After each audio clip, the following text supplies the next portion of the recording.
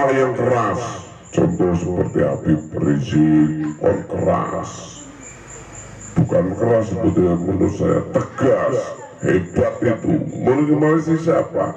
Habib Rizik berarti mewarisi ilmu Nabi Musa alaihi. Bismillahirrahmanirrahim. Alhamdulillahi rabbil alamin. Wa bihi nasta'inu ala umuri dunya waddin. Wassalatu wassalamu ala asyrafil anbiya'i wal mursalin wa ala alihi wa sahbihi ajma'in. Allahumma salli wa sallim wa barik ala sayyidina Muhammadin nabdika wa nabiyyika wa rasulika nabiyyil ummi wa ala alihi wa sahbihi wa sallim taslima biqadri ngazamati dhatika fi kulli waqtin wahin. Subhanaka la ilma lana illa ma'allamtana innaka antal alimul hakim. Amma ba'du. Bukan lagi oleh Allah Subhanahu wa ta'ala dalam rangka yasinan rutin dan sekaligus pengajian rutin. Semoga pertemuan kita ini ada manfaat barokahnya fiddin wa dunya wal akhirah. Allahumma amin. Hadirin yang berbahagia, sebelum kita lanjutkan pembacaan kitab Durarul Bahiyah, terlebih dahulu saya mohon maaf yang sebesar-besarnya karena situasi kondisi badan lagi kena radang tenggorokan. Oleh karena itu suaranya rotok beda. Hadirin yang berbahagia, mari kita lanjutkan pembacaan kitab Durarul Bahiyah. Kemarin kita sudah membahas iman, Islam, iman, dan terakhir ihsan. Sekarang pembahasan selanjutnya qala al-ulama alladzina hum warasatul anbiya. Yang maksudnya ulama berkata, ulama itu siapa? Alladzina hum warasatul anbiya. Ulama itu adalah pewaris para nabi. Ulangi. Ini yang berkata ulama, bukan nabi, bukan sahabat, tapi ini yang berkata ulama. Ulama itu siapa? Ulangi lagi, ulama itu adalah pewaris para nabi. Kalau mengatakan pewaris para nabi, di sini lafalnya warasatul anbiya. Anbiya itu jamak. Jamak itu maksudnya banyak. Banyak itu maksudnya akeh. Jadi ulama itu pewaris para nabi. Maksudnya bagaimana? Yang namanya para nabi berarti kan kemarin udah kita bahas bahwa jumlah nabi itu ada berapa Pak? Kalau hal lain 124.000 nabi. Orang ditulis ya lah. Yang menjadi rasul 313. Yang wajib diketahui 25. Yang menjadi ulul azmi 5. Gitu. Lah di sini lafalnya pewaris para nabi, itu ulama. Maka ulama itu ya macam-macam. Ada ulama yang pandai bertani. Ini ulama kiai itu yang ahli punya pertanian, punya ilmu pertanian. Karena apa? Ulama ini mewarisi ilmunya Nabi Adam alaihi salam. Karena Nabi Adam ahli di bidang pertanian. Terus ada ulama yang kaya raya. Ya nggak usah heran karena ulama ini mewarisi ilmunya Nabi Sulaiman. Terus ada ulama kiai, ya Allah melas tenan. Kok ya ngomong melarat bener Pak. Ini ulama kiai kasihan bener melarat. Usaha gak punya, gagal, pokoknya urip hidupnya pas-pasan. Yang gak usah heran, karena ulama ini mewarisi Nabi Isa. Itu ada ulama yang lemah lembut, nah ya gak usah heran karena mewarisi ilmu Nabi Muhammad dan seterusnya. Ada ulama yang kasar, ada ulama yang keras. Contoh seperti Habib Rizik, kon keras. Bukan keras sebetulnya, menurut saya tegas, hebat itu. Mewarisi siapa? Habib Rizik berarti mewarisi ilmu Nabi Musa alaihissalam. Begitu dan seterusnya. Jadi ya nggak usah heran, nggak usah saling menyalahkan, nggak usah saling menggunjing, nggak usah saling melemahkan, merendahkan dan seterusnya. Karena apa? Di sini lafaznya jamak anbiya, semua para nabi. Dan nabi itu ya macam-macam, nggak sama. Nabi Adam ya beda dengan Nabi Sis. Nabi Sis beda dengan Nabi Ibrahim. Nabi Ibrahim berbeda dengan Nabi Ismail. Nabi Ismail beda dengan Nabi Musa dan seterusnya. Kata ulama, man atabil iman wal Islam jami'an fahuwa mu'minun kamil. Kata ulama, barang siapa yang beriman atau hatinya iman dan Islam jami'an, barang siapa yang melaksanakan iman dan Islam semuanya, fahuwa mukminun kamil, orang itu dikatakan orang iman yang sempurna. Jadi di sini seorang ulama mengklasterkan beberapa kelompok, mengklasterkan orang menjadi 3 kelas, 3 kelompok.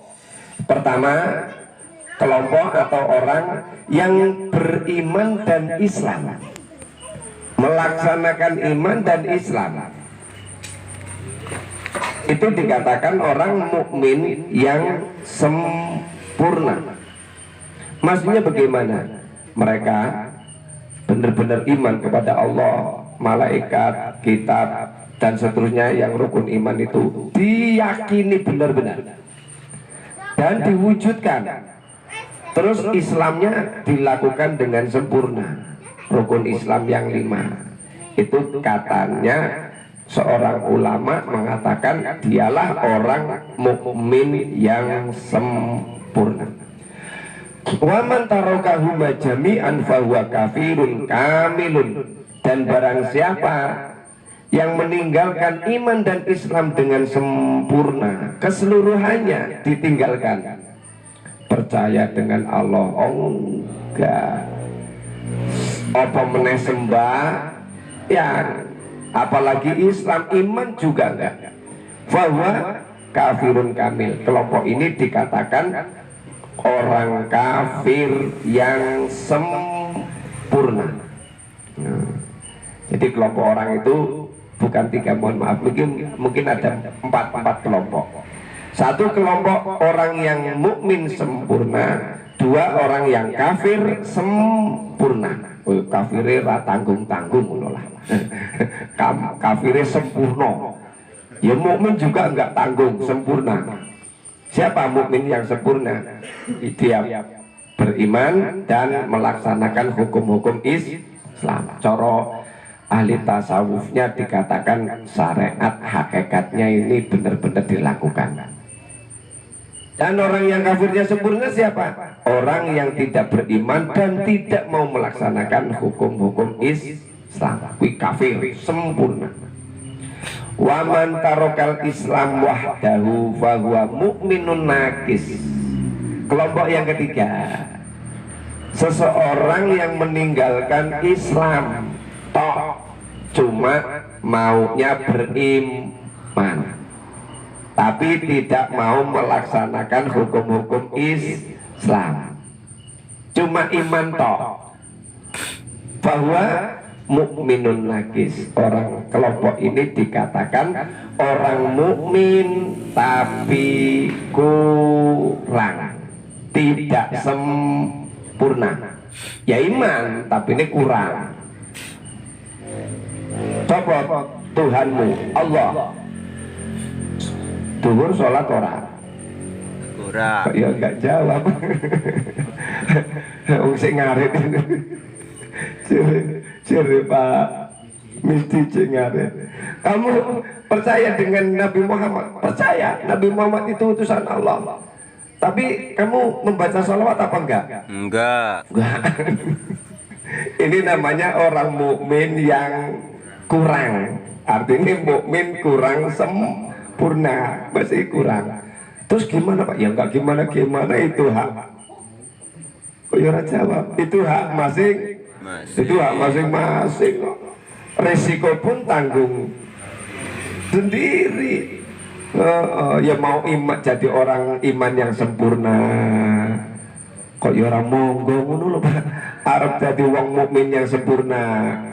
Monggo mau jadi orang kafir sempurna. Monggo mau menjadi orang mukmin yang kurang. Monggo, enggak ada paksaan kok.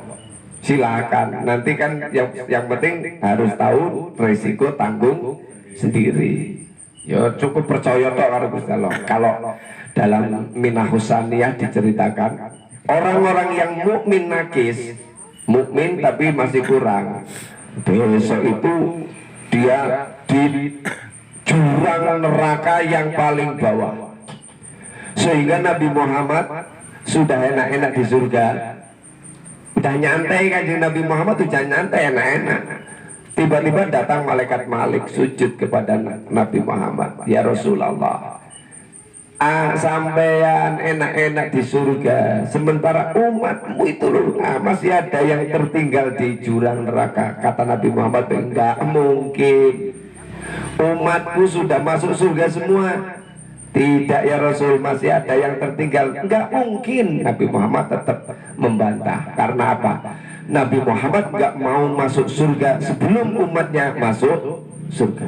Wah, ini luar biasa Nabi Muhammad. Ternyata masih ada yang tertinggal. Benar ya Rasul, masih ada umat sampeyan yang tertinggal di jurang neraka. Di mana? Di jurang neraka. Kok saya nggak percaya, malaikat Malik? Kalau sampean nggak percaya, mari saya antarkan. Ringkas cerita, Nabi Muhammad dibawa ke jurang neraka. Ternyata di situ benar masih ada umat Nabi Muhammad Sallallahu Alaihi Wasallam yang tertinggal. Kemarin mungkin sudah saya ceritakan. Setelah ditolong, diberi syafaat oleh Kanjeng Nabi, ternyata cuman hanya beriman. Ayo, cuman hanya beriman. Tok, ning nggak mau melaksanakan hukum-hukum Islam. Umay nanti cocok masjid, dekat dengan masjid, terus, yo cuma dekat saja.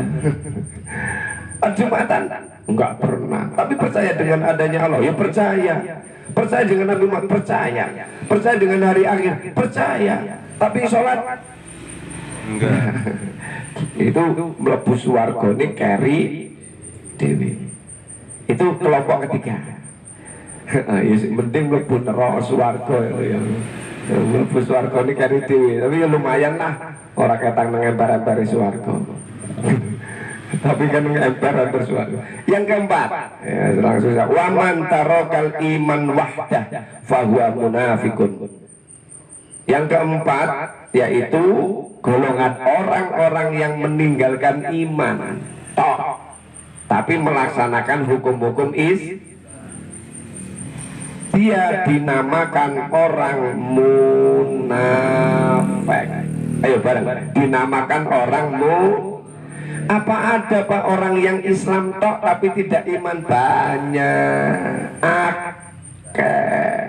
Islamnya kan, ayo Islamnya kan sholat srek, jamaah srek, batu sampai ireng, tapi dia tidak yakin dengan Allah, tidak yakin dengan kekuatan Allah, tidak yakin dengan pertolongan Allah, perasaannya, ujarnya itu sholat, ibadah, membaca Quran dan seterusnya, mengamalkan hukum-hukum Islam, ujarnya, perasaannya itu atas kemampuan diri sendiri.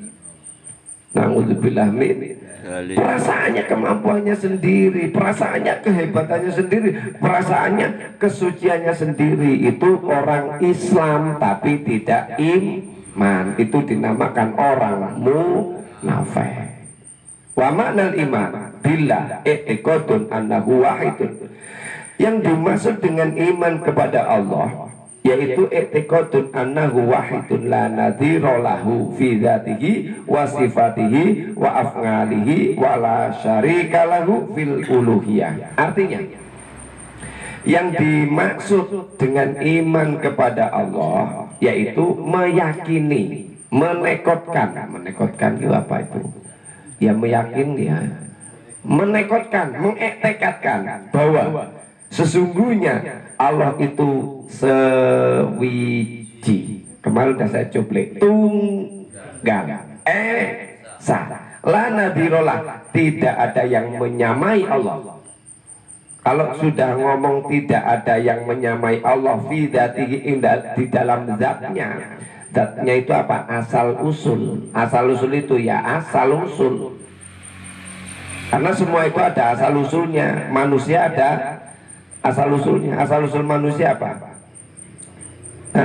Saripati tanah. Wis coba ngeri saja. Saripati tanah. Saripati tanah itu ditumbuhi oleh tumbuh-tumbuhan dimakan bapak ibu sampean.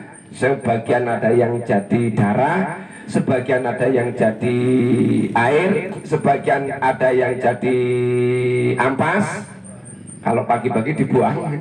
Ya, sebagian ada yang menjadi saripati tanah itu, namanya sperma. Jadilah kita, itu asal usul manusia. Kalau Allah tidak, asal usulnya tidak seperti zatnya manusia. Zat artinya asal usul. Dan Allah itu tidak ada yang menyamai dalam sifatnya. Sifatnya Allah nggak ada yang menyamai sama sekali.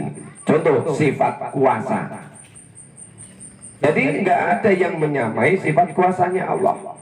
Seandainya ada orang yang merasa mampu, merasa berkuasa, beribadah, itu berarti sudah menyamai